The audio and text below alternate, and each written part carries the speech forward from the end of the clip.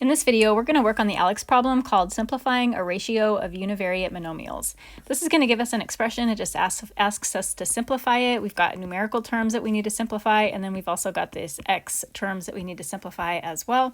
Let's go ahead and start with the number portion, get those simplified.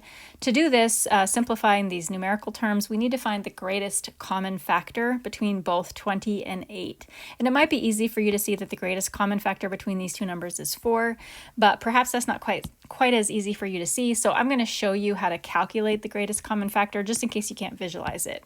We're going to start with 20 first, and what we're going to do is figure out how we can rewrite 20. Rewrite it as two numbers that we would multiply together to give us 20. The first thing that comes to my mind is 2 times 10. We could have also done 4 times 5. That would work as well. And so what we're saying is instead of writing 20, we're just going to write 2 times 10. And I'll go ahead and start filling that in up here. And we're going to just continue. Are there two terms that we could multiply by each other to give 2? 2, the only thing we could do is 2 times 1. Multiplying by 1 doesn't really do anything for us mathematically, so 2 is as small as we can get. What about 10? Can we find two numbers to multiply by each other to give us 10? That's going to be 2 times 5. And we've already talked about how we can't break 2 down any further. We also can't break 5 down any further. 5, the only thing we could do for 5 is 5 times 1. So instead of writing 20, I'm going to factor it out and write it as 2 times 2 times 5. I'm going to do that up here. 2 times 2 times 5. And we're going to do the same thing for the 8.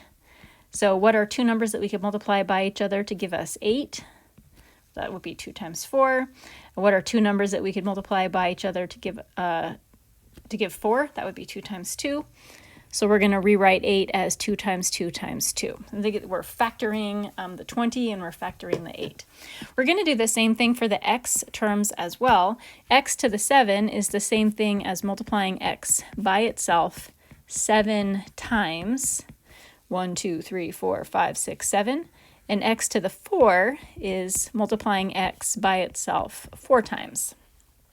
Now what we're looking for are things that are both in the numerator as well as the denominator. So we've got a 2 in the numerator and the denominator that can cancel. We've got another 2 that can cancel.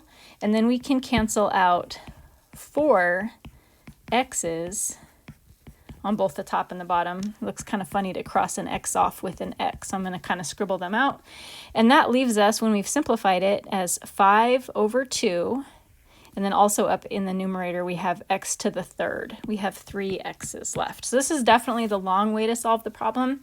A faster way to solve the problem would be, first of all, to recognize that the greatest common factor between 20 and 8 is 4. So that would mean that we would divide 20 by 4. That gives us 5.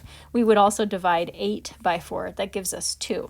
And the greatest common factor between x to the 7 and x to the 4, the greatest common factor there is x to the 4. So we would divide x to the 4 by x to the 4, and we would divide x to the 7 by x to the 4, which would give us x to the 3.